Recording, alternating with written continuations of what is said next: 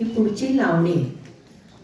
गदिमांना परकाया प्रवेश प्राप्त म्हणजे सिद्धी ही प्राप्त झाली होती की ते ज्या व्यक्तिरेखेमध्ये शिरायचे ती व्यक्तिरेखा कशी वर्णावी अशी त्यांची चैत्रशैली.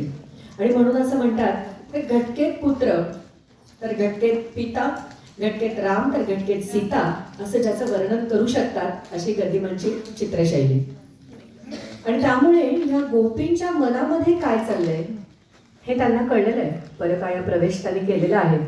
जरी त्या म्हणतात कृष्णाला की काय आमच्या घागरी फोडतोयस, आम्हाला अडवतोयस, प्रत्यक्षात मात्र त्यांच्या मनात काय चाललंय ह्याचं गदिमांनी फार सुंदर वर्णन केलंय. एकीकडे म्हणतायत कोणीतरी धावा, माझी हाक ऐका, पण मनातनं काय म्हणतात, सूर मुरलीचे झाले सुरू, सूर मुरलीचे झाले सुरू, पुढे पडेना पाय बाई, आता काय करू मोही गोडवा, कुणीतरी मला सोडवा. कुणी त्यांना यायला नको आहे. आणि हे गदिमांनी अतिशय सुंदर असं या लावणीमध्ये रंगवलंय. ऐकूया. डोईवरी पाण्याचा तो वाट.